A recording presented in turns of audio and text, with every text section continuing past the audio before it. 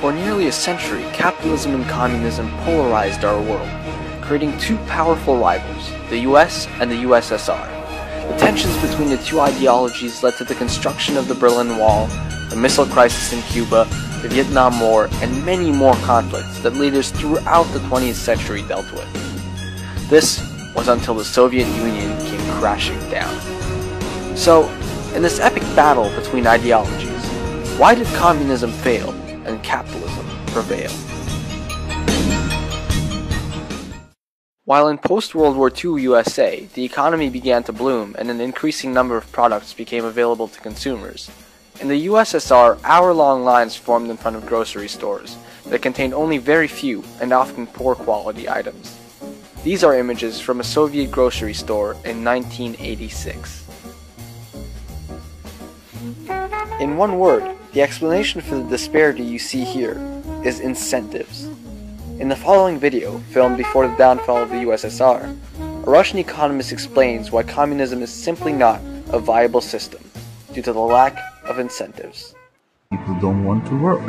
The people have no incentives.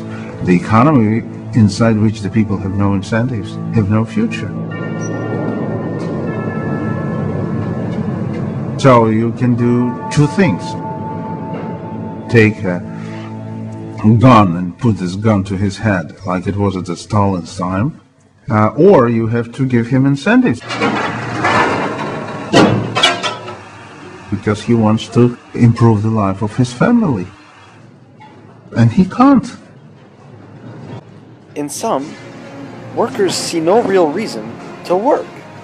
We still see evidence of this essential communist failure, because the GDP per capita in Eastern European countries is still trailing that of Western countries.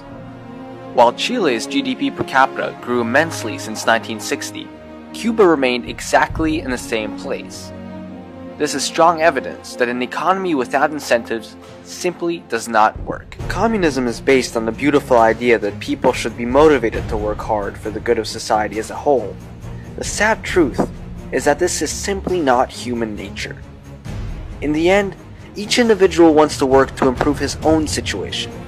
And as grimly selfish as that sounds, this essential idea has been the motor behind immense developments we have seen in our world. When companies and individuals feel incentives to work hard, they do, which leads to competition and in turn innovation and improvements in quality of products and life in general. Though pure capitalism is certainly bad and can leave people out in the cold and hurt them, well-regulated capitalism is a system that undeniably leads societies into a better future. In North Korea, a country whose regime stands rigidly by the principles of communism, people face more than a terribly oppressive and terrorizing government. Because of the lack of incentives, free trade, and privately owned competing businesses, all traits of a capitalist system, people deal with starvation and very low quality of life. Thus, whether we look at our world's history, or at the few still living communist economies, it becomes clear that this ideology, designed to help the masses, only harms them. Capitalism, then, is the way to go.